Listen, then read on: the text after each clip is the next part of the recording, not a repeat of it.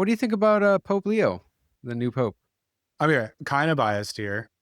I'm originally from the Chicago area, so I love that the first Pope from the Americas is a Chicago guy. That's fun.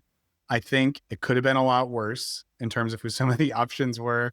Pope Leo, I think, represents a thing that's going to be confusing for some folks, that in many ways he shares a lot of the social or economic views that Francis did, while having a more conservative sexual marital ethic.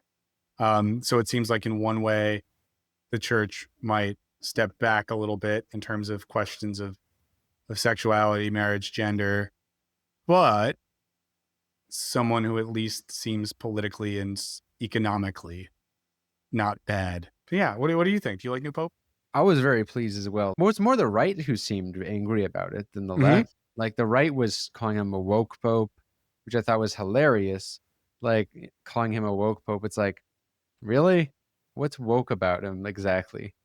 It's very much like telling on themselves thing when folks will claim someone who largely follows Catholic social teaching is woke or following historic Catholic social teaching. Where I was the most surprised is his migrant policy, which I thought Mhm. was very good because he embodied, I think, a lot of the aspects of the current zeitgeist minus some of the worst things in the current zeitgeist. Like people are shifting very left wing and right wing at the same time. And that's kind Mhm. of far right populism will pay lip service for a reason to like a lot of economic issues, but also like just anti-immigrant. That the anti-immigration stuff is one of the worst aspects of like the general trajectory where world politics is going, just like anti-immigrant sentiment everywhere. Now, look, I'm not a open borders guy. Like I believe in sensible policies that get at the root of the issue. I do think mass migration is an issue, but it's an issue driven by global capitalism and uneven development. And I think the fact that Pope Leo took a bold stance against that Mhm. and kind of been explicitly critical of JD Vance is very good, especially on this issue where it's not politically expedient to Yeah. be like sympathetic to migrants. It's not. You're listening to One Dime Radio. Become a patron at patreon.com/onedime to support the show and get access to extra content. We think that ideology is something blurring, confusing our straight view. Ideology should be glasses which distort our view. And the critique of ideology should be the opposite. Like you take off the glasses so that you can finally see the way things really are. When you talk about a revolution, most people think violence without realizing that the real content of any kind of revolutionary thrust lies in the principles and the goals that you're striving for, not in the way you reach them. Philosophers call someone a relativist, by which they mean it's a person that holds that any view is as good as any other view. My simple response to that is this: no one holds that view. No one believes that every view is as good as every other view.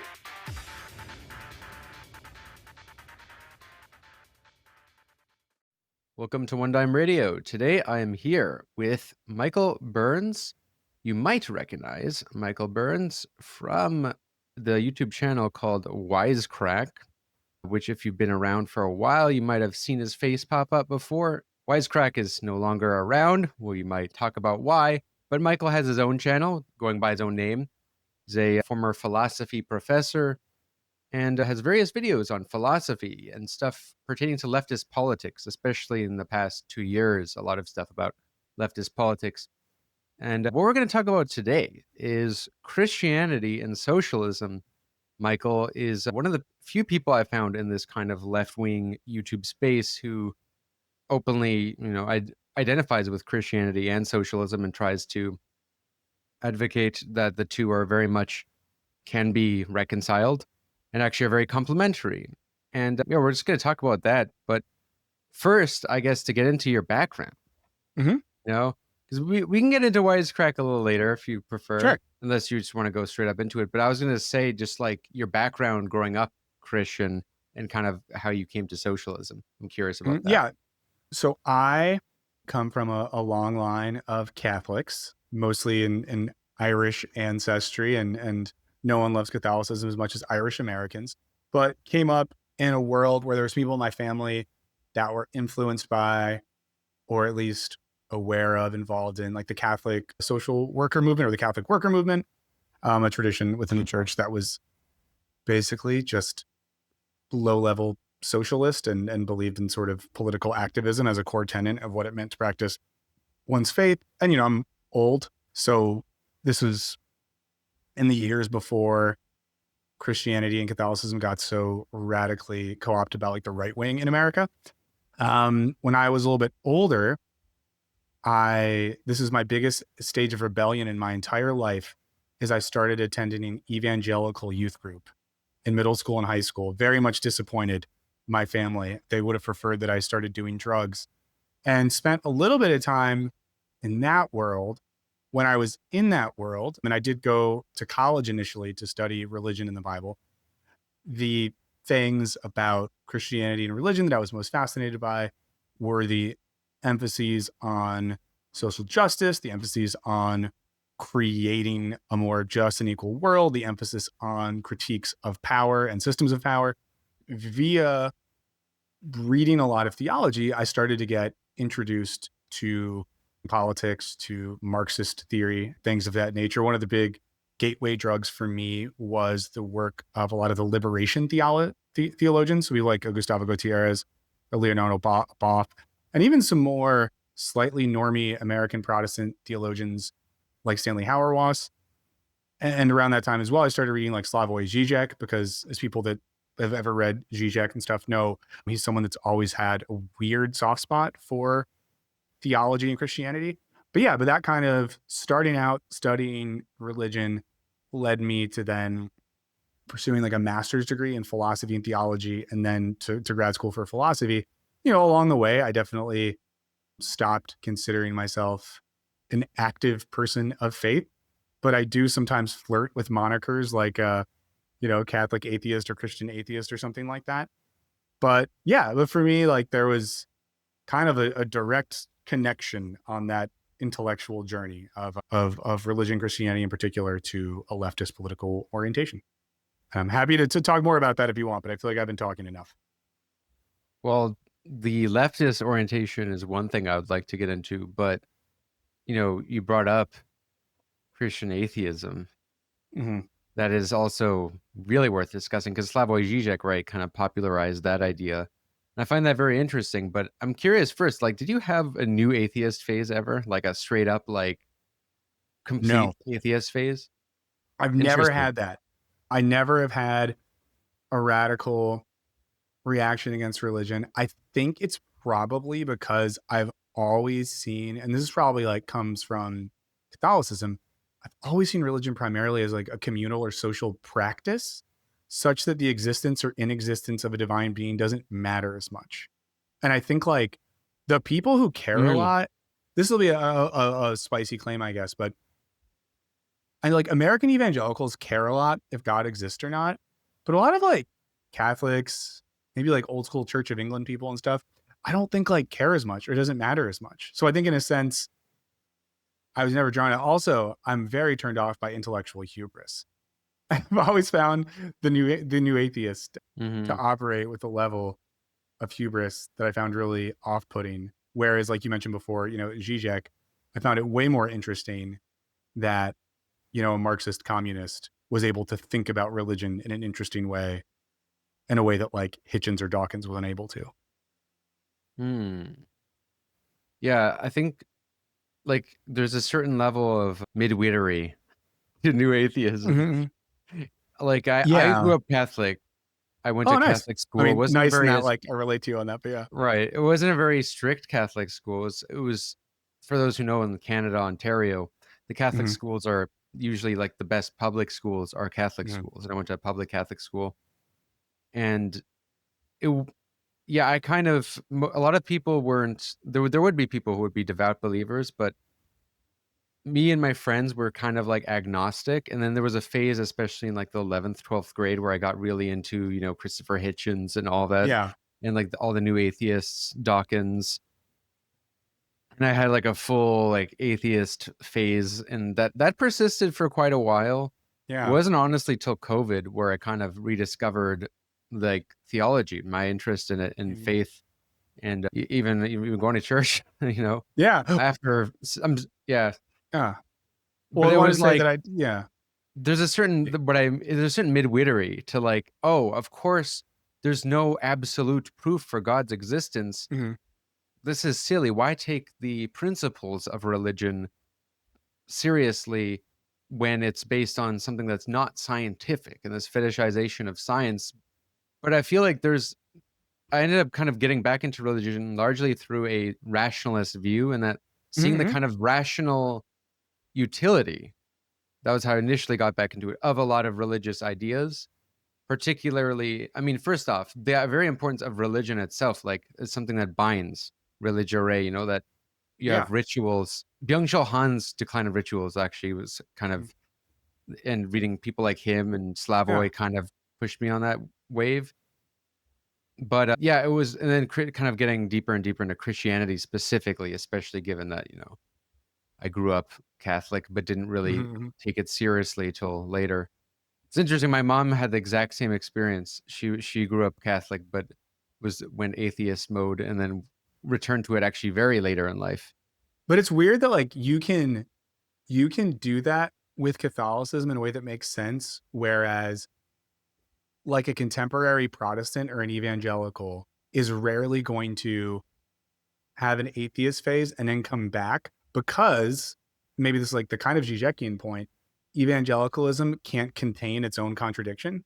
Like it's unable to think the contradiction within the thing. Whereas Catholicism, in a weird way, like you can be Catholic and not believe in God, and the system can contain that, which is, I find interesting. And I've had, the last period of my life, I was regularly, like involved in church or whatever. And I was in grad school and I lived in Scotland and would go to mass and occasionally like hang out with some of the priests. And, you could like have a discussion with Catholic priests about atheism and not believing in God in a way that was like interesting and intellectually stimulating. Whereas if you went to your like evangelical pastor and said, "Hey, Pastor Rick, I don't know if I believe in God," there's going to be a bunch of people like praying for your soul. So very different worlds there. No. It's a spicy take you have there, but I think where you're correct about it, I think you're correct with regard to the evangelicals.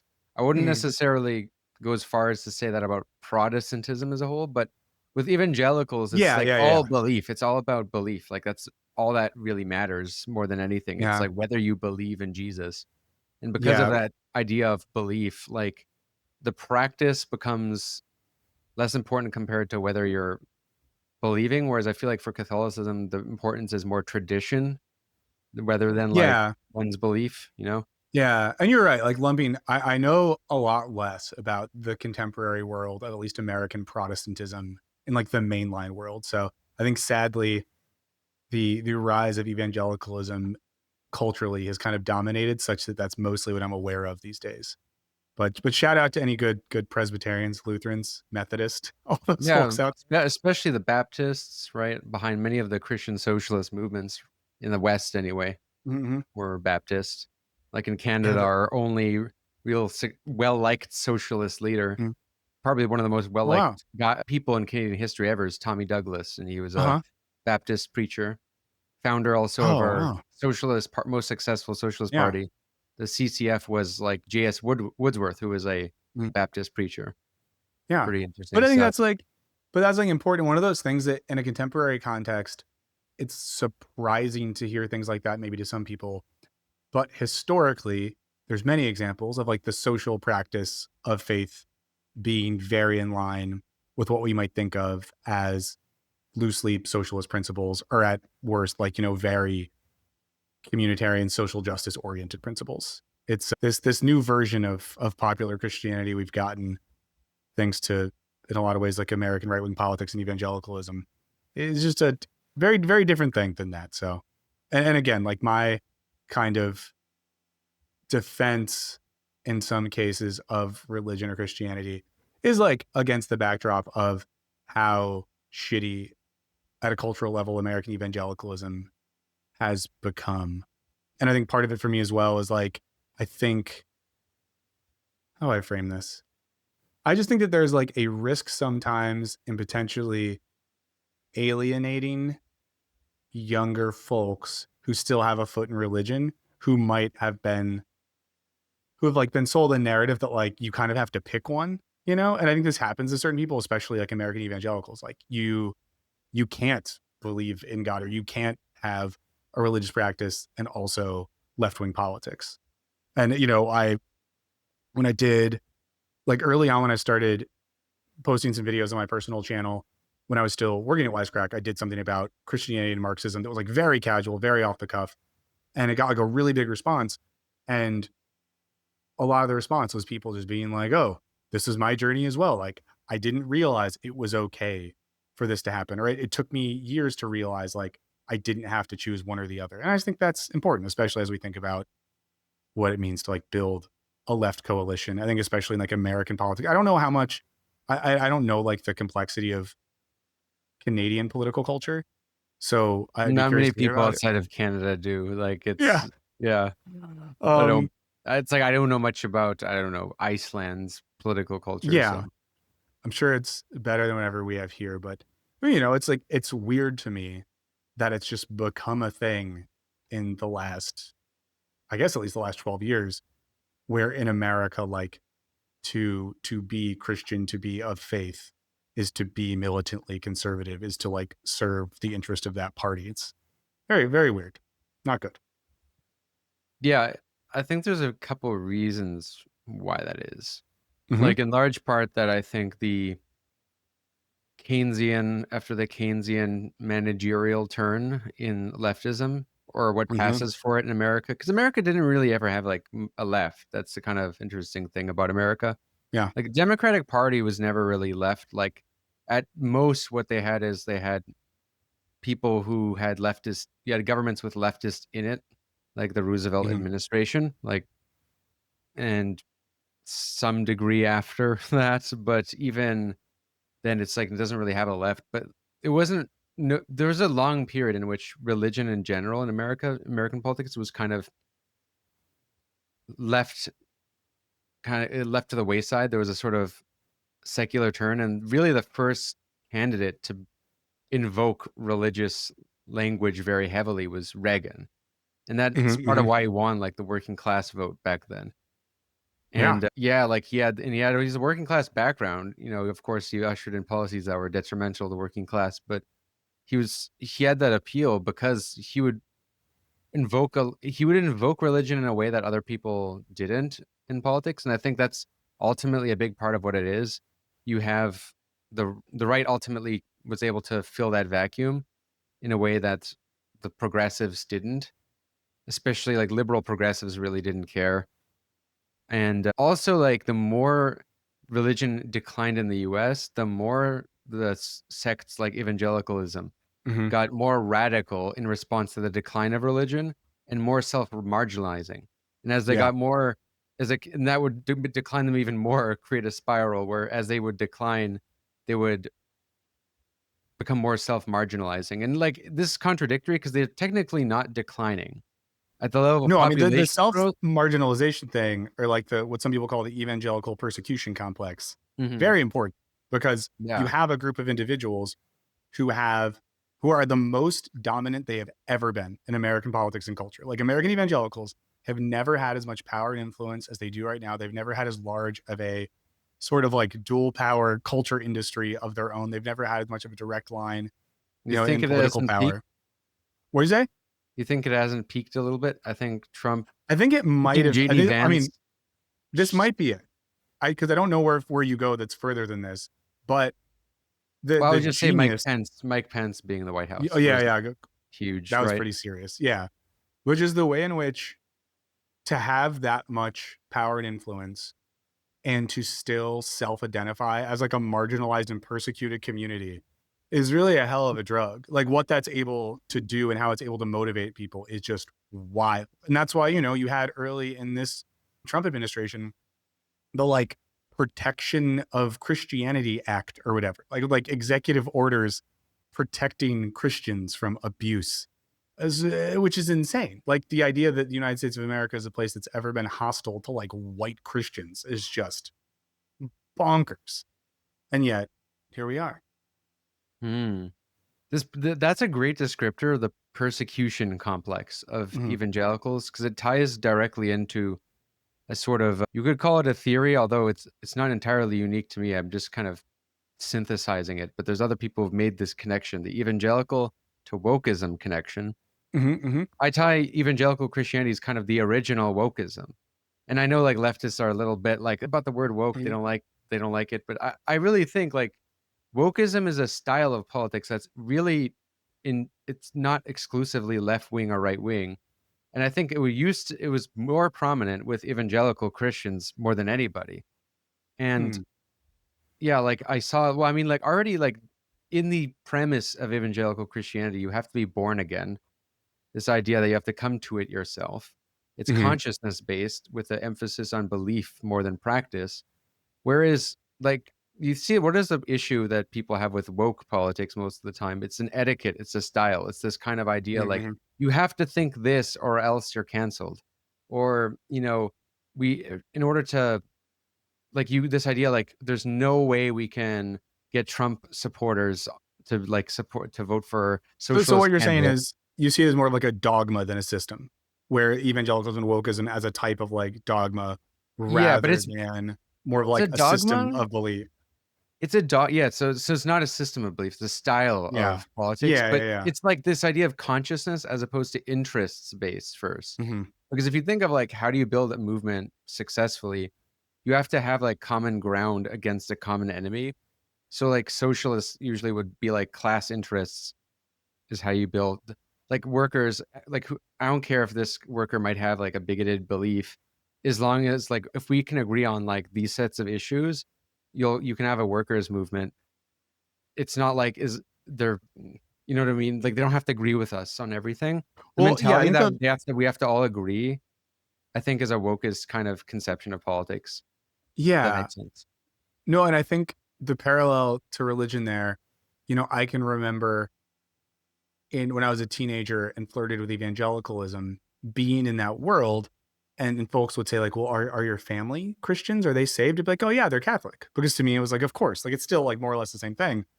But people in that world would be like, oh, honey, they're not. That's not good enough. So there's a way in which I think you could make that political analogy that like, rather than seeing some type of class or spiritual unity, I guess what you're describing, that woke style creates divisions in terms of stylistic stuff rather than the underlying belief system. Exactly. I mean, I think there's even been woke communism. Like in that, like Marxism had a woke variance, like the Cultural Revolution is one of the clearest examples. Like as you might know, I have a video all about that. Because like this idea that if it's not just a matter of like, do you support X or Y? Or are you on board with a broad set of like agreements? It's more like, okay, well, do you have the right class background? That it's like, do you agree with all of these things? It's a very self-marginalizing politics. I mean, if you have to agree to build politics on everything, this is self-marginalizing. That's why I find like evangelicalism to be I mean, like they fight with nobody more than other Christians. And if you think about like, how do you grow a broader Christian movement? It would be the opposite of that. It would be something that actually makes people feel more welcome instead of being like, you have to believe this or it has to be this way. It's not good for Christianity, honestly. Like probably it's pushed so many people away from it. Yeah. And that's something, I don't know if you have thoughts on this, like a question that I have asked and been asked is like, is there a way back to a popular form of Christianity, at least in North America, that has something of a liberatory, egalitarian, socialist vibe to it? Because, I think part of my brain does think like it's just gone too far. Like Christianity has been like captured by a certain political tendency in America, and it's hard to see that ever being clawed back. In another sense, it's hard to fully convince oneself against it when it seems like so apparent in the text. So, a meme thing that was happening in the last couple of weeks is as deportations and ICE raids and the alligator concentration camp or whatever in Florida have been established, various Old and New Testament verses about immigrants that have been posted and passed around that are very much just on the side of like care for the immigrant, care for the migrant, care for the widow, care for the orphan. So I think for some people, there's still a place to be hopeful because it's like, well, it's in the goddamn book. Like it's there. So surely this could be useful again. I'm wondering if you have thoughts on that to turn it on you. Well, I mean, that's the thing about Christianity. It's like not fusing that with socialist politics is just a complete lost opportunity, because it's not like you even have to create a very mythologized version of Christianity to make it stick. there. I mean, it's just all there. Like the socialism is there. I would say the type of Christian socialism is very different from like a Marxist conception. But I mean, what is more possible? Is it and I do think you do need ideology, or else it can kind of it can gravitate to a sort of third way Tony Blairism, which is what happened to a lot of the social democracy. If we're being honest, like a lot of social democracy ended up becoming neoliberalism because like it didn't have a solid grounding, solid set of principles. It was very easy for labor parties around the world to be like, well, you know, we ultimately were progressives, not socialists, so we can just we'll do what works for progress, and they could just justify doing neoliberalism. Yeah, well, I mean, you have the thing. Go ahead. Yeah, well, what's more possible? Christianity in a place where Christianity has been always big since the country's founding, and it still is, like, you know, it's died significantly, but it's still big within many circles. It's also like there's many ways you can say Christianity can include people who, you know, evangelicals wouldn't be very tolerant of, like gay people, even LGBT people. Like, for instance, like the church I go to has trans people there.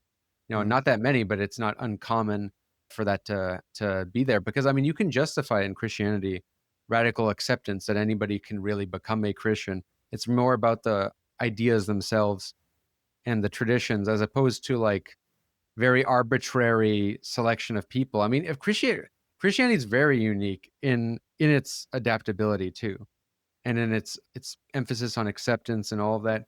There's so many ways you can make that stick with socialism. And what's easier, doing that or trying to make everyone believe Marxism? Yeah, no, it's a good point. And I think you have, I mean, in a sense, what we need is like a weird reversal of what has happened. Because what has happened is very theologically rigid American evangelicals will vote for politicians like Trump and people like Trump, who they know are not evangelical Christians, but will say things like, you know, abortion is bad and immigrants are bad or whatever it is. So they're like, okay, well, since the core political tenet of our faith is like that abortion is bad, or that like socialism in the schools or whatever it is bad, we'll vote for this guy. And you kind of just need a coalition that's like, for us, what our faith primarily means is caring for the sick and the poor and creating a world that's like the image of the kingdom of heaven. So sure, we can vote for the Muslim socialist guy, not because he has our faith, but because his policies reflect our social interest. And, you know, and that's why historically for a lot of years, at least like Catholics and stuff like that in America were relatively, you know, labor leaning in their political inclinations. But yeah, you just need that to happen. So we already have a version of it. It just has to happen the other way. But then you need people to carry it. That's the problem too, is like, if you're someone who is in that world, it has to be a pain in the ass. Because I've been on a couple podcasts recently that are kind of like ex-evangelical, ex-Christian folks that I've talked to, like some pastors and stuff. And that's a tough world to be if you're pushing against the grain.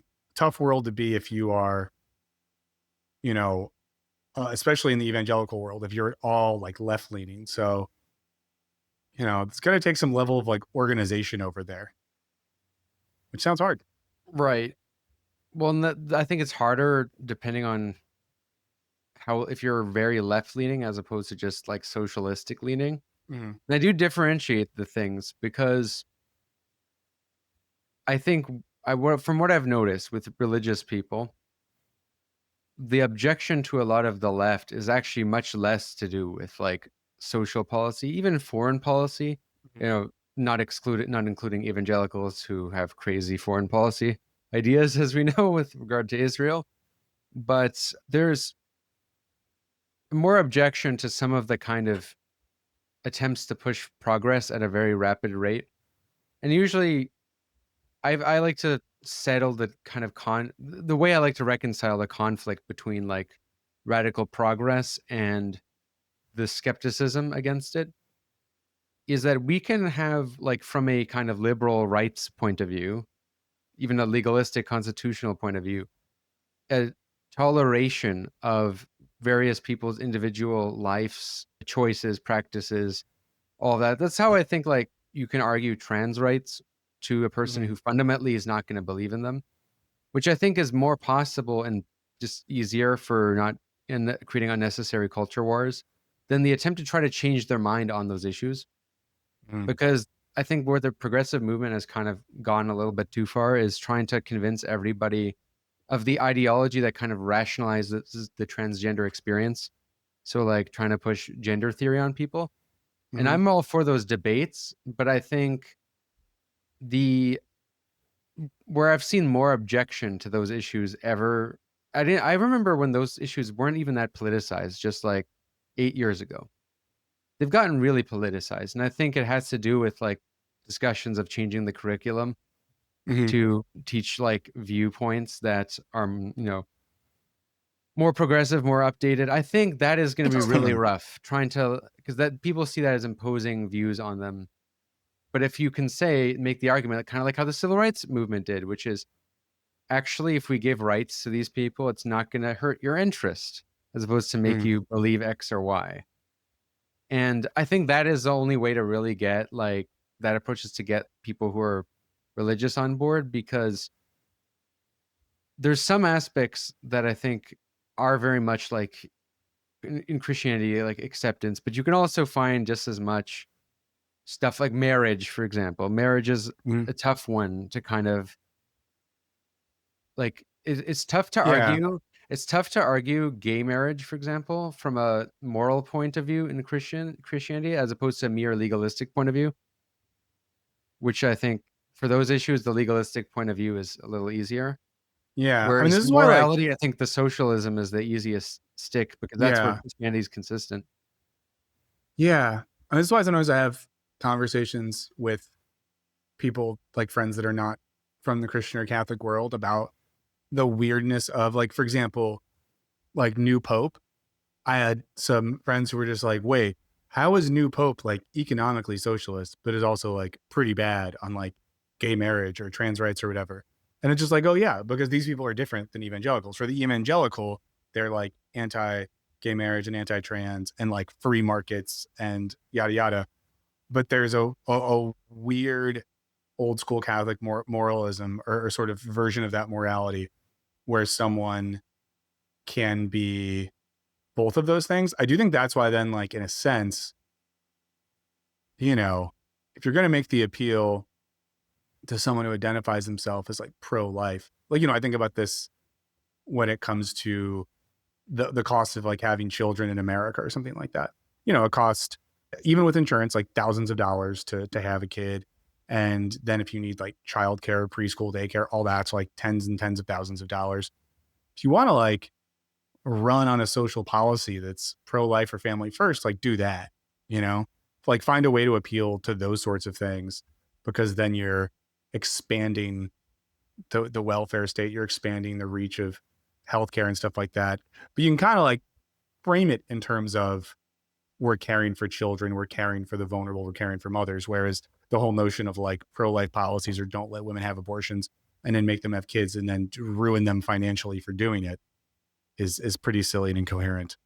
But just using that as an example, because that is like one of the like Christian political arguments in America. Yes, indeed.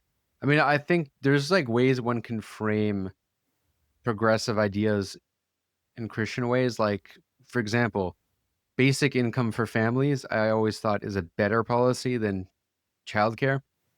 And not that I'm against childcare. I just think the basic income for families is fundamentally just a better policy in that you actually allow the parents to have time to be there, which is like pretty damn important. I mean, for Surprisingly, sure. there was Nixon supported a policy like that in a more moderate kind of form back in the day, but it got scrapped. And Yeah, I mean, think like I think a lot wages of for people support that. housework was like a socialist feminist idea that I think is pretty also appealing. Like, I mean, that's a feminist policy, but it's also one that's very pro-family values.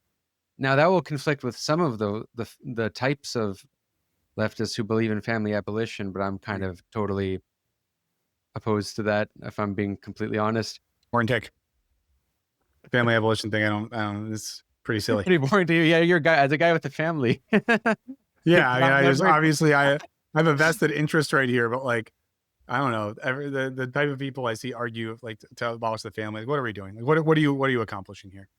There's and some even, like- prominent leftists who do, like, and I think those policies are not just optically bad, but also like when you look into it, because they always try to rationalize it through all this theory and by pointing to a lot of like so-called primitive groups, that have had more communal types of families. Because I'll say the nuclear family isn't the only type of family. It's like, yeah, but you can't just do collectivistic child rearing without a community that already has social ties. That works in a place where people have community. If you don't have that, that just means government taking your kids, and like that's gonna scare the shit out of everybody. Yeah, like we can't go backwards in that way. If people want to further develop and explore new models of the family, that's awesome. But like we're not going to go back to what someone in the deep Brazilian jungle did 400 years ago or something as our model for what things are going to look like in 2025. So yeah. Yeah, or even like worlds transformed so much just in the past like 100 years, like going back 100 years is hard. But yeah, like probably basically like wages for housework. I mean, that's, some people say, oh, that reinforces gender roles, but it's like, okay, priorities. This is what I've noticed with the progressive movement is like, I really felt like with the last Bernie campaign, there was a lot of contradictions that came to the forefront where like you'd meet people who would identify as leftists, but they would vote for like Liz Warren or Buttigieg as opposed to Bernie. And they would often cite like these progressive issues as opposed to that. And then, but like when they dropped out, they voted Biden anyway, which I thought this kind of revealed that the thing about the word progressive and the word left and like socialist aren't always aligned. And I think we should be I think like socialism to like limit it to progressivism is so limiting. Like I think it should just be anybody who is like in the have-nots category, really. Like anybody who's not an elite, like ultimately like stands to benefit from socialism. So yeah. And the problem there is there's still a lot of narrative and rhetoric and media and political infrastructure in quote unquote progressive circles that are dedicated to the project of justifying why either A, capitalism is good, or B, that at worst capitalism is still the method by which we must or should solve our problems. And I think it's like, I think a lot of that's happening right now with the discourse around the abundance stuff. And to be fair, I've not read the abundance book. I read like the intro or whatever they posted. I've seen a few of the podcast things, but a lot of the debate around that is like abundance guys being like, it's political regulation within capitalism is the problem and why we don't have housing and other stuff. If we had less regulation and let the market do its thing, we would be good. And then critics on the other side being like, yeah, dog, but like you guys are lacking a fundamental critique of capitalism. And I think a thing with like the 2020 Bernie campaign, and I like had people in my life who were the people that you are describing. It's just sort of like, what do we need to do to have a better, larger narrative built? And it feels like boring. Sometimes like I don't want to talk about capitalism anymore. There was a period where when I was still making videos at Wisecrack, people would leave comments that I thought were funny that would either be like, let me guess, capitalism, or drink every time he says capitalism, whatever it is. And it's like, true, it is annoying and boring sometimes to really talk about capitalism over and over. And we need to like find better ways to talk about it, more descriptive ways. to use terms of a thinker I like a lot, build better cognitive maps that explain them. But like, I think that's the problem with some of that, is that a lot of progressive ideology doesn't have a critique of capitalism, hasn't been presented one. And there's a lot of figures that are good, like, again, like the Ezra Kleins and the Derek Thompsons and the Pod Save America types and the ex-Obama staffers of the world. Their whole project is basically like finding ways to convince otherwise progressive voters that actually capitalism is still your friend, and that the alternative to capitalism is like gulags and work camps. Yeah, that is a thing out like on LeftTube, the leftist industrial complex, which is like, talking about capitalism without being very clear about what we mean. I mean, to be fair, it is ambiguous. It's ambiguous. And intentionally so, yeah. I just simply view socialism as a transitionary state, and it's really going to have capitalism in it. Like, it's not like there's going to be no aspects of capitalism and socialism. All changes are always gradual, but it'll be with more common ownership and more worker ownership.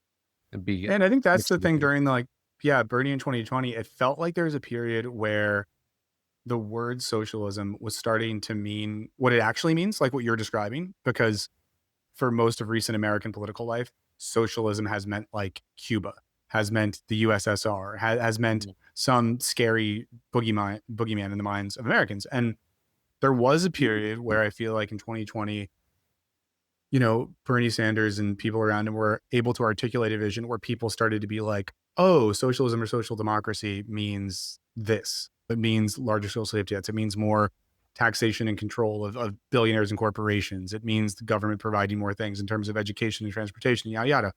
And then, of course, you have like the weird period then where COVID breaks out, and then America like does some socialist type stuff, like sends some money to people, makes healthcare more accessible. A bunch of cities make transportation free, helps everyone out.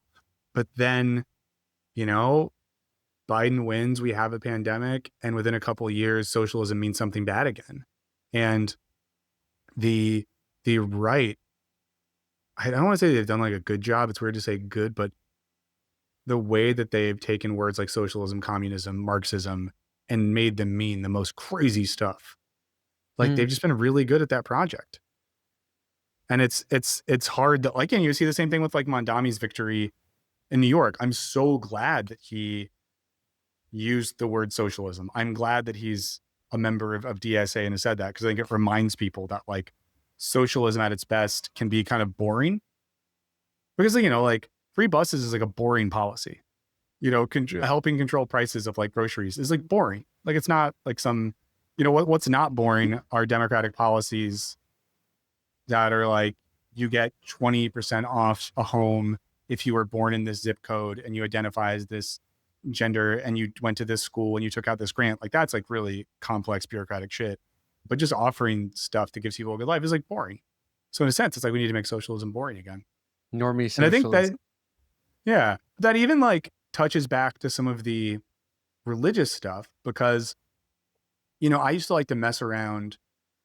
I'll phrase that differently. I used to like to mess with students' heads sometimes when I was still a professor, because there are like quotes from Marx and quotes from like the New Testament that if you put on a page or a projector without any attribution, they will think it's the other person that says the thing. And, I think that's sort of again, I've never run for anything. I never will run for anything. But if I was a, socialist candidate running in the, Rust Belt or Bible Belt or whatever in America, it's like, I do think like Tim Walz tried to do this a bit, but that's when you like pull out the fact that a lot of the quote unquote scary socialist policies and political projects are described in the Old Testament. Or sorry, the New Testament. Old Testament is like, don't eat shrimp. Was the Marx quote you were referencing there that would teach according to their ability, teach according to their need? Because that does kind of come from the Bible. But it does, yeah. Yeah. No, not that. I should have done that one, but no. The thing too, like on the flip side, it's like, I think you can I guess to one set of folks, you can open their eyes to the fact that the Bible and, most of the, the text from the Abrahamic faiths have a lot of good stuff that's inherent to those texts. And on the flip side, there's the project of, and I feel like this is some work I've done on and off over the years, is showing Christians who maybe have some like leftist tendencies that Marxism or whatever doesn't inherently hate you. Because the entire, Jordan Peterson industrial anti-Marxism complex is built on horrifically bad readings of Marx and intentionally ignoring the real theoretical analysis of like what religion does in society. And, I think obviously like, I also think Marx is wrong about religion, but that's another thing. oh, go say, well, if you want to talk about this, I'd be curious to hear what you have to say. Well, Not that I think he's like right about everything, but I'm just curious well, what it's like, your take is. is religion oppressive when it's a class hierarchy? Then yes, like in the sense of like the Catholic Church, for example, and how the role it played in Spain and Italy, for example, it was a class of its own, and it often went against the workers. It started to flirt with workers' movements really when it actually saw the bourgeoisie as a rival to its own power, and it would kind of back unions. There's a kind of complexity to that. But Marx's whole premise, right, is it's the opium of the poor. Religion's the opium. It distracts them from like going to their real interests, and to some extent that's true. And that Machiavelli made the same critique of like otherworldly religion, the idea of like thinking of the next life as opposed to the life here. But to me, that's just an interpretation of Christianity more than it is like a statement or a testament against religion. Like I don't think that or an indictment against religion. And like the idea that it's just opium for the poor, I think, is also wrong because it's opium for the rich. Like rich people get just as like have just as much like they have depression and all kind of other ways often despite getting rich because money doesn't buy happiness, yada yada, blah blah blah. But like this is the thing, like the idea that religion will somehow be unnecessary if everyone wasn't poor, I think is just like a fantasy, not true. I think like religion has a fundamental role in humans' lives. I think it's one of the most human things. It's one of the most uniquely human things, period. And the question isn't of like, do you have no religion or not? It's about like having better religions that work for humans or better, like making religion better. Well, and with the Marx stuff, I think it's important when we talk about Marx on religion, we're talking about Marx looking at the social function of religion and the ideological function of religion during the time that he is alive. And I do think that the ideological analysis in many ways holds. I think you're right that it's not like if we had communism, no one would have, because in a sense, like by the same logic, and you bring up this example, like if the revolution means we wouldn't need religion, then like, so we wouldn't have depression, we wouldn't have anxiety, we wouldn't have philosophical speculation, we wouldn't have a deep longing that leads us to create art. But I think it's like a reframing of the thing as something that is fundamentally human. Like I defend, not defend, but like I think I'm probably more interested in like Ludwig Feuerbach than a lot of other maybe Marxist adjacent people. Who Marx criticized when saying that, right? It was the thesis on Feuerbach where he said it was the opium of the people. Yeah. So, and I think people might think of like the 11th thesis on Feuerbach. I remember that actually because of listening to your video. Okay, so Atheism or something like that, where you mentioned that Feuerbach. I would have. Yeah. And the gist with Feuerbach is just like when we talk about the divine, we're just projecting aspects of our own humanity and externalizing those things. And, Marx's critique would be he's still in the realm of idealism there. He hasn't transitioned to real materials. Now, Feuerbach thinks he's doing materialism. For Marx, it's not dialectical, yada, yada. But the point there is the thing you get in Feuerbach, and probably a better version of this. And this is like if folks are interested in like wanting to mess around and read a Marxist that takes religion seriously, I think like Ernst Bloch is the dude. Not always the easiest to read, but kind of fun.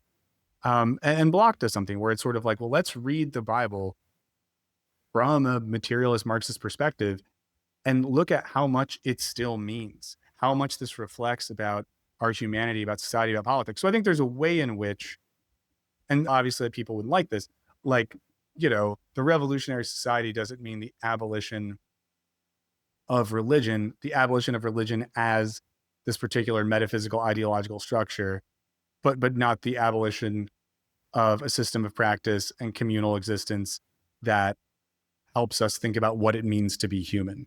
Because people are always going to have like those questions, and people are always going to use narrative and mythology to try to make sense of those things. And there's nothing wrong with that. It'd be boring if we didn't have that. Like, we wouldn't need art, and that would suck.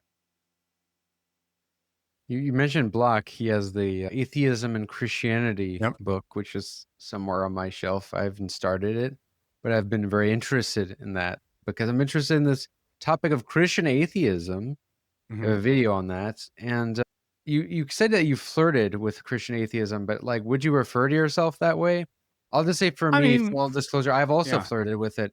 I tend to, in real life conversations more though, use the term deist to describe my beliefs, because I think it's a little, like, to me, a lot of people think when you say atheism, you think that you think there is no God, as opposed to like a lack of belief in a lack of certainty in God's existence, which atheism really is that. It's like a lack of belief. But people think you say like, oh, there's just no God because it's scientifically not provable or whatever. Yeah. The deist position is more like there likely is a God, but is not active whatsoever on this earth. Like it's all on us. It's all on us. And that's a viewpoint I tend to prefer also, because you're able to keep the idea of God too is powerful. Like, even if you don't believe like in a God watching you, which like I don't, but the idea of like a God existing is powerful, not just like at a spiritual level or whatever, but as a guarantor of knowledge. And that's kind of what I've realized, that if you get rid of that, it's hard to actually legitimize Christianity, because that is it does kind of add a certain like super power to the Bible in a way that other doctrines wouldn't. It's weird, 'cause secular doctrines do this too in other interesting ways. Like, Marxism claimed to have understood the laws of motion. It saw itself as economic Newtonianism. And like, you see this all. I mean, like, friggin' Immanuel Kant thinks he's able to like logically figure out the science of morality in a universal sense. Like, people be doing that. I guess to circle back a little bit to your question, like, I don't know. I don't think I would really call myself like a Christian atheist. I guess what I do think is that there is a value. There's a narrative value in Christian theology that I think is important. And I think there's a reason why philosophers like Hegel and people like Kierkegaard utilize those narratives to try to explain things about the structure of human subjectivity and the structure of the world. I think there's a reason why, Marx flirts with biblical language and parallel. I think there's a reason why, atheist, communist French philosopher Alain Badiou writes a book about St. Paul. I think there's a reason. Very good book. I read that in grad school. Oh, amazing. But yeah, like there's a reason why Slavoj Žižek keeps coming back to this sort of thing, because there are narratively compelling aspects to Christianity that help us understand stuff about ourselves and the world. And I think if that is a mechanism by which one is able to better understand themselves in the world, I think that's good. And I also think like the potential for community building is important that you see in that world. Like it's a, maybe not a cliche thing to say, but a thing I've heard a lot of people say is like, I know folks will be like, I wish there was like a version of church that wasn't church. Like, I wish there was a thing where I went once a week and talked about some ideas, sang some song, had a cup of coffee, and then got to get involved with like my community via like social and activist projects.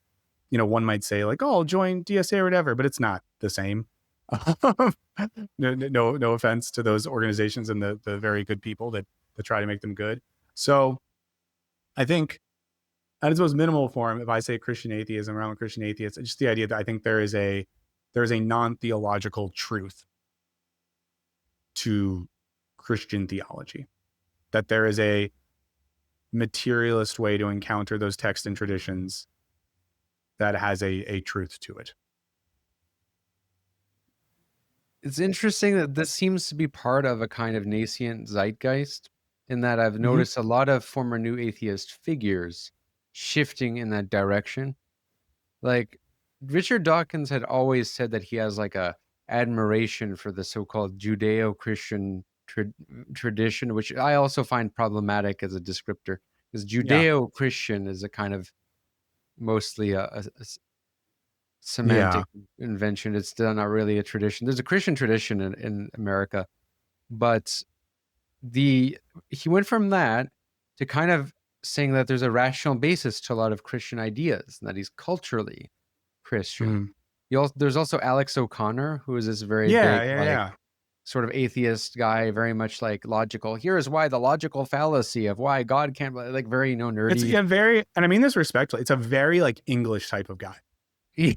Like there's something fundamentally, and I've never talked to him. It truly seems like a nice guy, but Alex O'Connor could only exist as an English guy. I lived in England for a while, so I get it. Like, but yeah, the English invented empiricism, right? And empiricism is the most like, it's all about logic. Is O'Connor's vibe? Is he a little more like open to religion in some sense? That's why I brought him up. He's had a shift. He said he read C.S. Lewis, and that his views have been shifting in a more Christian tradition, and from a rationalist view, and that he sees like the value of it. And it's like just seeing that shift is very interesting. Like, I've had one friend of mine, Cadell Last, he's a philosopher who actually has done a lot of talks with Zizek. He's been saying for a while in his own work, like years ago, that the next zeitgeist is going to be kind of Christian revival, but it's slowly. And he thought that the precursor to that was this New Age spirituality, because New Age spirituality was this attempt to like fill the vacuum of secularism. And the thing about like New Age spirituality is it's kind of like the most irrational aspects of religion minus the most rational aspects of religion, which is community building. Yeah, because like the whole, but like largely the big point of religion is community building, and like limits on what that might like seem like limits on freedom on paper, but that are really good for the collective. I mean, like, there's a whole reason why so much of the Bible talks about temptation and sin. If you start to believe in like a moral relativist views that there is no such thing as any of that, that it's all spooks, morality is all relative and not real. I mean, I have like thought about this for a while. Like, I remember back when I was very big into Nietzsche, I thought, man, I really like Nietzsche, but if everyone thought this way, I don't think the world would be very good. That's a good test for thinkers. But to get back to the New Age thing you said, I think that's important, because like so much of the New Age thing is just a fundamentally individualist proposition. And that's why there's been so much overlap between New Age and hustle culture stuff, New Age and Robert F. Kennedy style health practice and stuff like that. It's something that's so focused on the individual, their internal life and their achievement. And like you said, how religion should be talked about is as a collective practice, whether that's a collective practice of the stories we tell ourselves about ourselves, a collective social practice, whatever it is, which is important. And that's why, like, if you look at some of the recent, the rise of New Ageism and stuff like that, like, what has it done other than drive people further into themselves? I don't know, but it's sorry. Now I feel like I'm gonna get in trouble because I don't know a ton about them, which I don't want to make anyone mad. But I'm sure your audience isn't full of New Age people either, so it's probably a safe place to be skeptical of it. No, I think that's a very good point. I mean, it's a very individualistic point of view, and the irony is, I don't think even New Age people would get that offended, because this is the problem with New Age spirituality. It's moral relativism most of the time, which it's like, okay, well, I believe this, you believe that, agree to disagree. So it has like the virtue of being non-confrontational, But that's the problem. It doesn't actually bind people together. And that's kind of a big reason I've kind of gotten back into Christianity, is because for a while, really just I've always had an intuitive annoyance with moral relativism, or I would say broadly value relativism. Like, you ever have a discussion with somebody and they think like, okay, well, that's just like a political opinion, man. That's like, you like Star Wars. Yeah, of course. Like, I Yeah. like Star Wars. You like socialism. It's these kind of like very indifferent views to everything. Or it's like, oh, I think that, you think that. It's like, actually, no, we should try to figure out like what correct ideas are without, assuming that they're correct, right? Like, there's a difference between like kind of hubris and dogmatism of like just assuming you have all the correct ideas, as opposed to, I think, what is not a good alternative is thinking that there are no correct ideas. Because it's like, Christianity, I think, has a lot of this true ideas, and I think it's part of C.S. Lewis's most powerful defense of Christianity in I think it's called, it was Simple Christianity. Mere Christianity, I think. Yeah, Mere Christianity, that's right, yeah. Yeah, and one of it is like, okay, well, if you believe there aren't like absolute truths, then you think the conclusion of that is like every value is as good as every other. And there's like a big line of philosophical inquiry into this issue, like from Weber, all the Leo Strauss, back to Tocqueville. Alexis de Tocqueville, I think, is one of the most powerful, shrewd thinkers on this issue, because he acknowledged that you need some degree of that for democracy to work, because you can't just have, if you have a system where there is like an imposing correct view that imposes it on everybody, you can't have democracy. In a diverse society, you need to acknowledge different views. But he thought, how do you combat relativism? It's why, as an Enlightenment liberal, he actually thought religion was still good. He thinks you should actually allow for different religions. And he's looking at American standards really for like different types of Christianity, because that was mostly what was around back then. And say like, you should have a pluralist view, but like a pluralism with an acceptance that there are moral truths, as opposed to a view that tries to reconcile all these differences by saying, well, there are no absolute truths.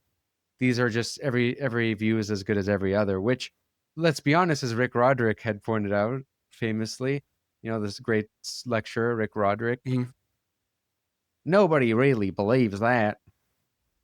Like, intuitively, we don't really believe that. Like, do we? Like, some things we just know are true.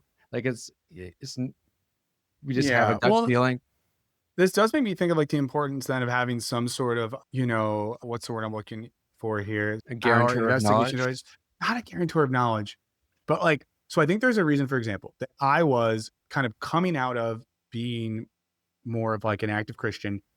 One of the philosophers that really struck me was Alain Badiou, a French philosopher, the guy who mentioned before wrote the book about St. Paul. Now, maybe like axioms is what I'm looking for, but something that Badiou gets into is that there are minimal but axiomatic truths. One of those axiomatic truths is the principle of equality. And it's something that we don't argue with equality as a sort of axiom. However, as a good dialectician, that doesn't mean that we don't then have to navigate what equality means in various situations.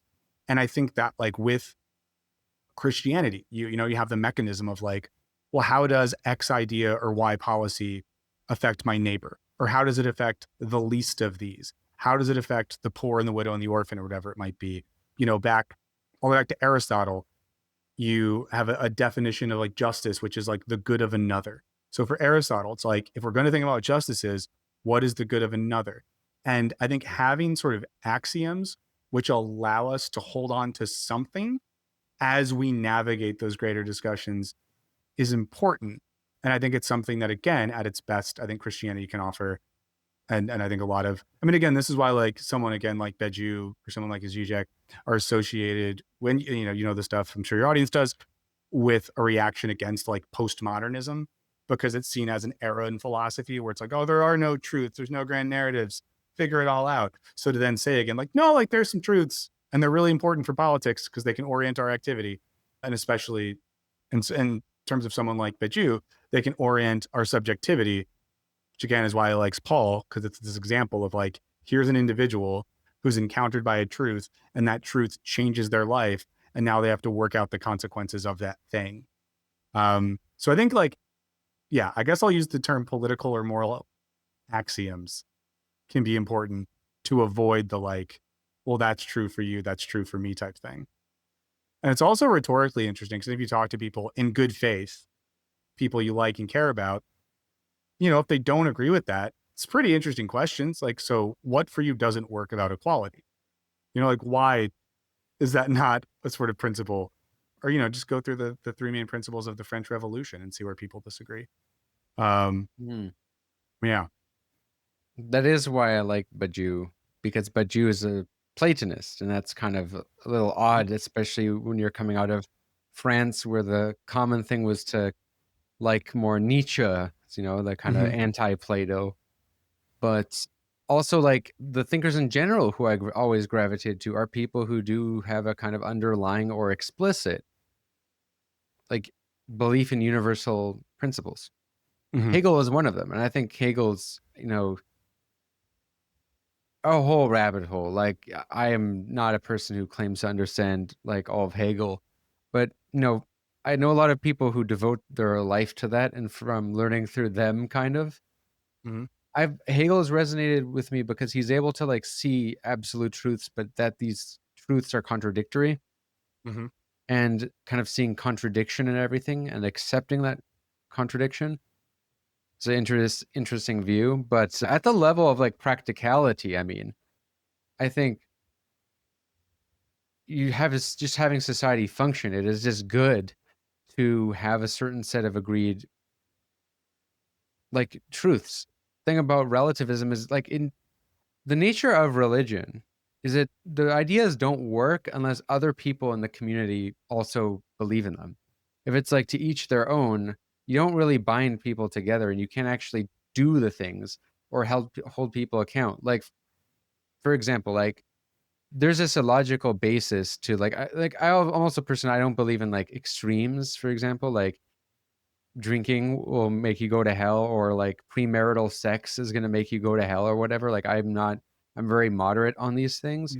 But I think there's a kind of logical basis as to why a lot of these limits more broadly on what you would call like pleasure enjoyment exist. And they're kind of like, you see now, ironically, in a secularized form, there's all this return of like how to like be stoicism is in many ways kind of an embodiment of this attempt to be of like individualized religion, but it doesn't really work because you need other people there who also are doing that with you to be like accountable.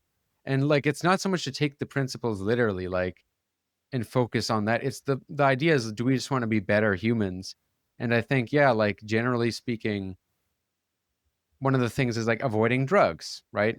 The way to avoid drugs is have like a set of rules in a community where you kind of prevent that, as opposed to throwing people in prison for 20 years and like trying to like stop drug use that way, right? Like, yeah. Also, and I do like the point you made about like contradiction too, because like, and you mentioned Hegel, so I have to bite on that. But I mean, one of, I think the most interesting text of a Christian, or I guess non-theologian philosopher reckoning with Christianity is Hegel's Spirit of Christianity and Its Fate. It's like an early text in Hegel, and it's so interesting because you see how he's working out the ideas you get, like the phenomenology relative to the story of Christianity. But like, what's the whole point there with like contradiction? Like you have this thing that's like divine and human, you know, it's substance, it's subject, it's absolute, it's particular, you know. And then when you look at morality in the New Testament, you know, Jesus is like doing stuff and people are like, that's against the law though. And then he's like, but is it? Because we're like following the spirit of the thing, which means that we're navigating moral contradictions and understanding that things are not like as logically rigid as you want them to. And that's why, like, you know, another text that was important for me when I still had like a foot in that world was Kierkegaard's Fear and Trembling, a text that gets at like the illogic of a certain type of theological ethic. And rather than arguing against that, like Kierkegaard wants us to accept that faith is weird and messy, and navigate it nonetheless. And I think that sometimes flies against what some people, like, you know, you bring up the Stoics as an example. What is it about Stoicism or things like that people like? They're like, oh, It's a simple set of rules. And all I have to do is follow these rules as outlined by this guy, and everything will be okay. And it's, in some senses, it's a way to like try to alleviate the existential anxiety of knowing that you can't do that via some booklet of rules, and then the sort of self-deception that comes through wanting to do that, rather than embracing that existential anxiety via faith. Sorry, I can't every now, if you talk to me for an hour, I'm inevitably going to do a Hegel. No, go Kierkegaard thing, off. so This is yeah. really interesting. This is really interesting. Honestly, I kind of feel free to But continue on that, because like no, well, no, I think it's, I haven't got into Kierkegaard rabbit hole yet, and I want to, Mm. just because a lot of the people who like Hegel that I know like Kierkegaard as well.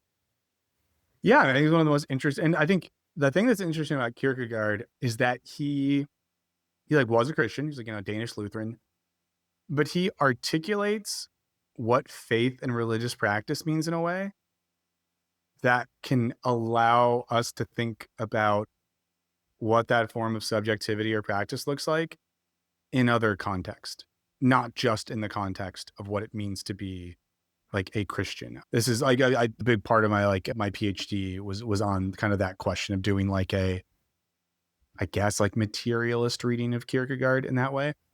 But he has a lot of good stuff to say about like not faith as believing stuff, but faith as a mechanism of existing.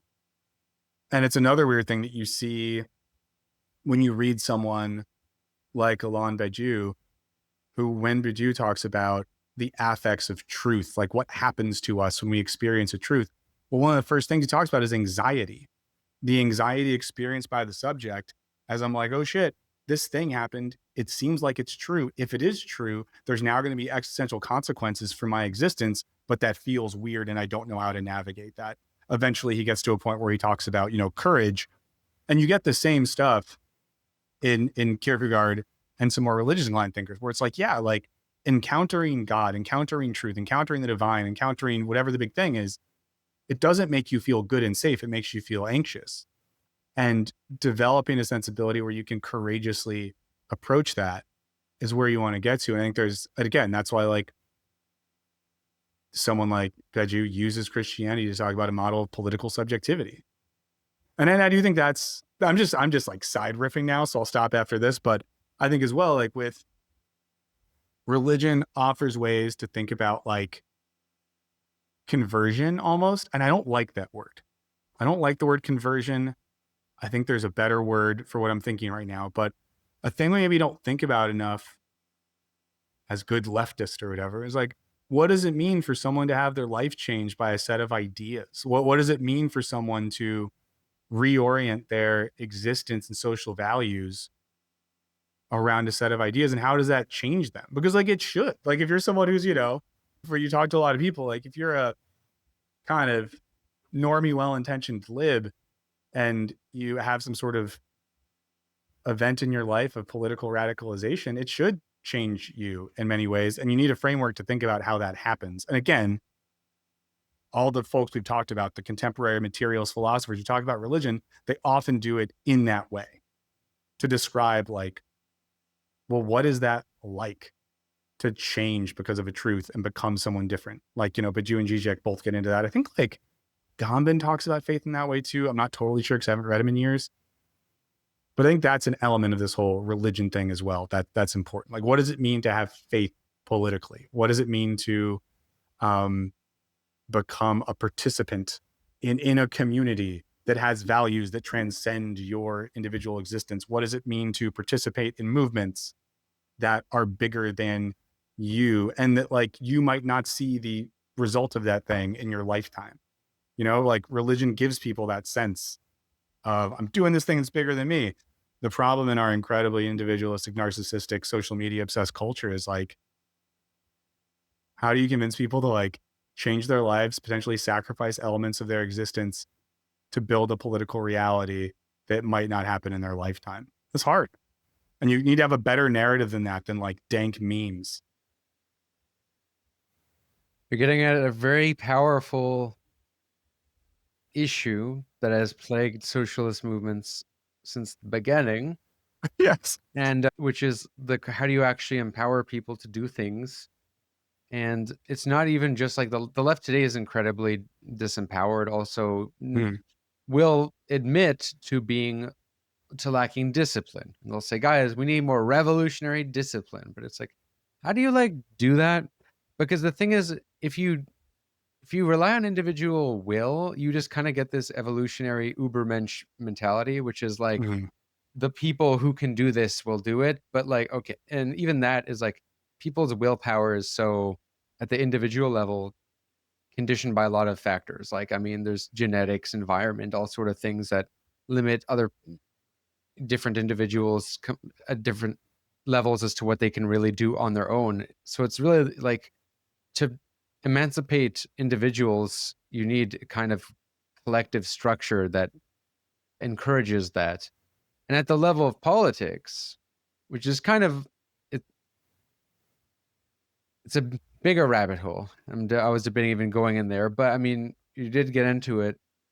The fact of the matter is, like, even common interest, which I think is the base necessity for politics, like to have a coalition based on common interests is important, which unfortunately the left too much relies on a coalition that isn't actually defined by anything other than like an identification with oppression.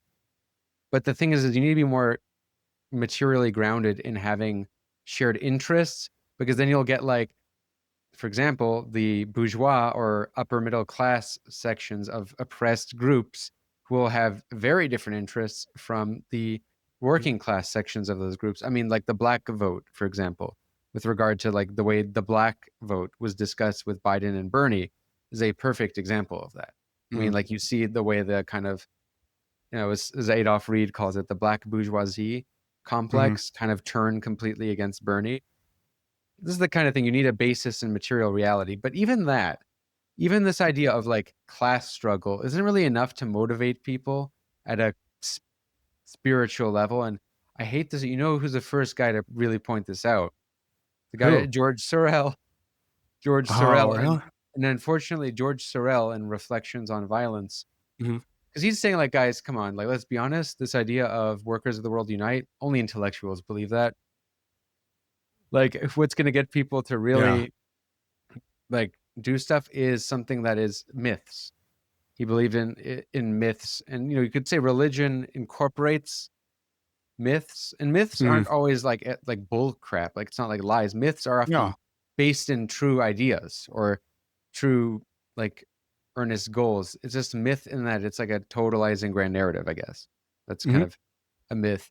But there's like part of human nature. Like, myths kind of are collective manifestation in the sense that it allows humans to actually have a real effect on the world over their environment by kind of deluding themselves into believing that they have more power than they actually do. But in doing so, actually have a degree of power. And that, unfortunately, Sorel, unfortunately, the leftists not enough of them listened to him. And you know who did listen to him? Who? Mussolini. Not good. Not good. Yeah. And Mussolini brought his own myth, created his own myth of the nation. And I bring that up to people because some people point out this history as a way to dismiss the things Sorel was saying. But I think the bigger lesson is that the emergence of fascism filled a vacuum that was left open by other socialists. And I think like that's important. That's very important. Like, is to have a dimension like that is beyond just pure materialism. I mean, think about what alienates people about Marxism. A lot of the time, it's this cold materialistic view that it has in common with like British empiricism. Like this cold, calculating, like there's nothing larger than life. That's not how you're gonna get people to build a mass movement. Yeah, and I do think like Marx himself. And listen, I like reading Marx. I've had very positive experiences reading Marx. I think people should read Marx. I want to read Marx more in my life. But in general, as a thinker that's going to convince you of stuff or give you an opportunity to like share with someone, Marx is tough. I mean, that's why I like, even though he's also a complex thinker, I've just been obsessed with Frederick Jameson recently. And I think one of the reasons I'm obsessed with Frederick Jameson these days is that he's able to like do Marxism in a way that like introduces a type of pedagogy or a way of talking about the world. I mean, obviously part of that is because he's talking about like movies and sci-fi novels and stuff like that, which I think is a lot more accessible to many people than like you said, 19th century British economic logic and industrialism. But I think in some cases, like people, we need to like embrace figures that are good at like doing a type of Marxism in the same way that I think, I mean, this is like slightly tongue in cheek what I'm about to say, but sort of like in the Bible when Jesus is like, you judge the true, what is it? You judge the tree by its fruits or something. It's sort of like a bunch of people can like read Marx or agree with Marx, but what are you like doing with that?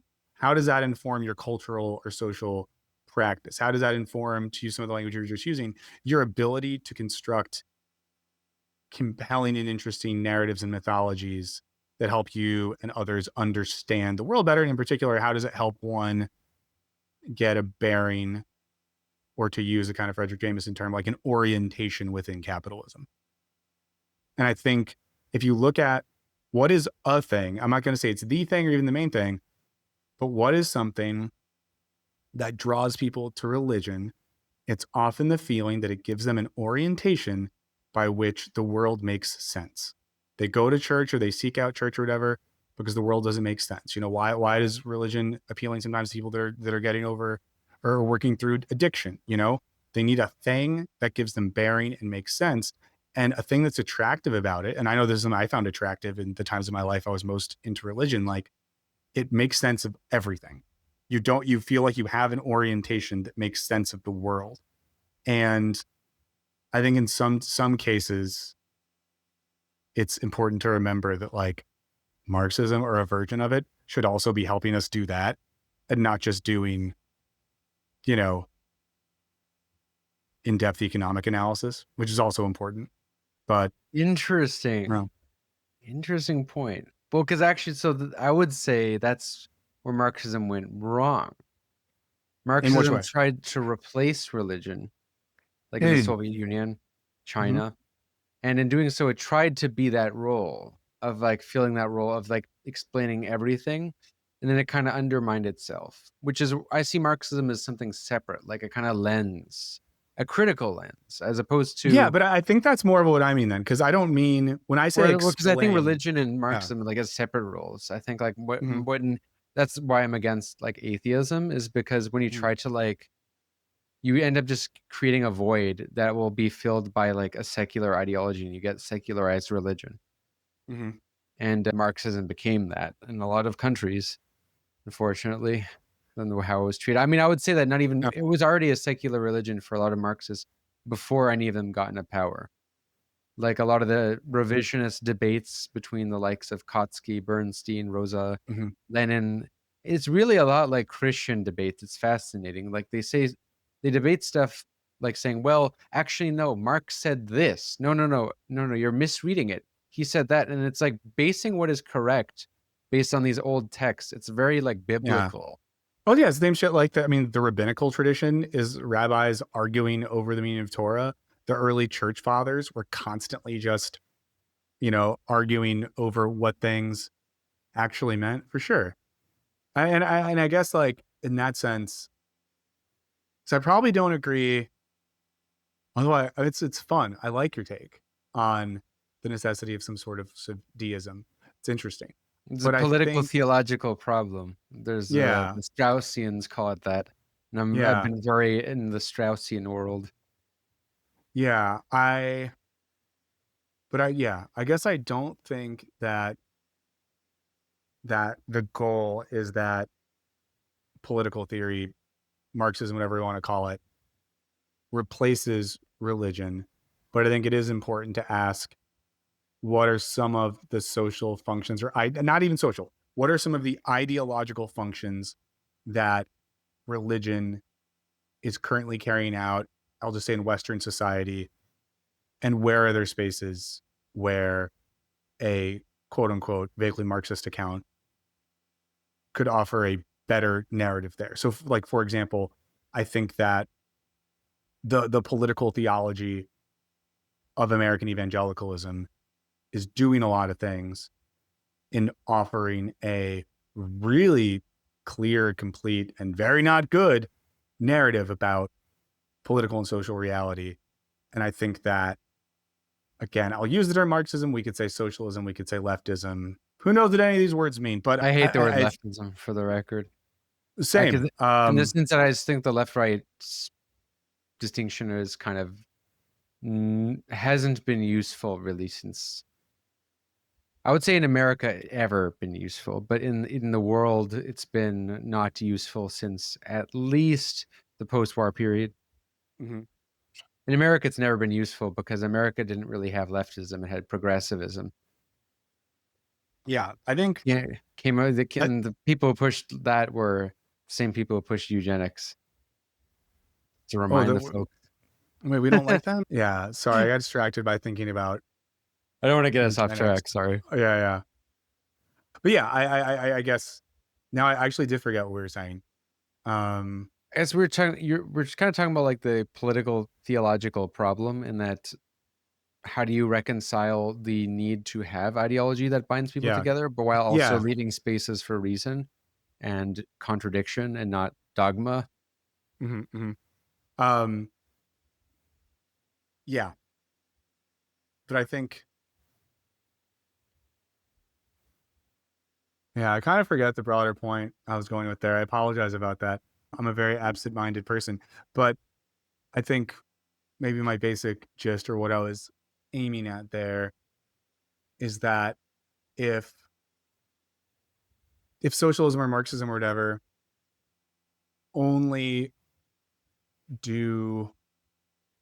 want to respond to things in a kind of colder, policy-oriented type way, or even as a minimalist political philosophy, they might, it's in some cases for some people, not be compelling enough to compete with the narratives folks are getting via formal religion or via political movements, at least in America, that are overlapping with or like syncretists with religion. Mm-hmm. And I think a lot of what we've been circling here is like the idea that in some cases trying to extract or detach socialism, Marxism, whatever, from religion, that there are some like explanatory or social mechanisms getting left behind. Oh, I mean, yes, definitely. Yeah. I think, Marxism is a total project, kind of completely failed, which is why it can't be a total project. At most, it can be a lens that helps us. That's my view anyway, which might have not came off obvious in my video on it because I tried to be impartial, but I have a very similar view on Marxism as the guy who wrote the longest 3 treatises on it, Leszek Kolakowski. And I think it's a reason he spent so much time on Marxism to actually end up just becoming a kind of religious socialist later on. I was literally reading Kolakowski today. Interesting. Which volume? Oh no, I was reading what is the essay on the left? I haven't read anything other than the 3 volumes of. The concept of the left. An essay he wrote in 1968, which is funny because I think that's like after he started to become more of a crotchety old like religious guy or whatever. But I think it still has a really good understanding of, at a structural level, what the left would, should, or could be.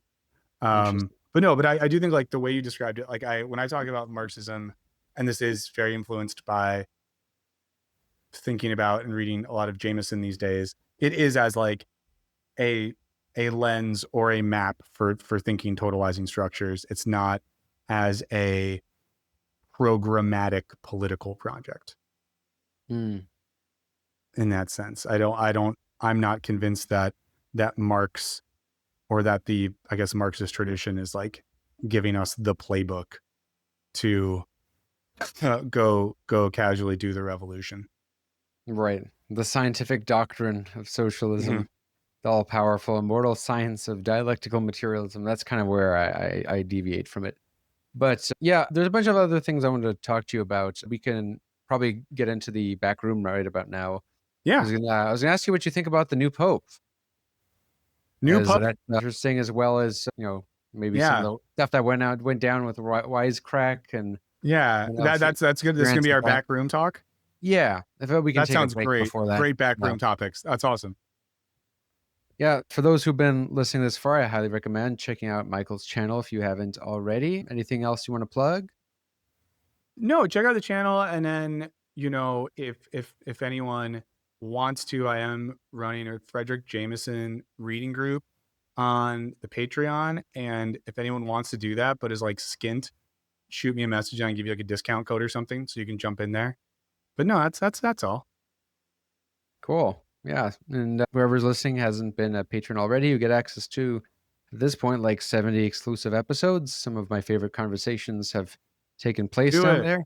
So, and it's cheaper than a latte in most cities. So the whole month. Do it. See you there. My only hope is that when enough people become pessimist, then out of despair somebody maybe does something. But you know why I also like to be a pessimist? Because it's the only way to have a nice life. If you're an optimist, then always bad things happen and you are always disappointed. When you are a pessimist, then you look around, okay, there are bad, but from time to time something nice happens and you are, as a pessimist, you are a little bit glad all the time, no? You are listening to One Dime Radio. Become a patron at patreon.com/onedime to support the show and get access to extra content.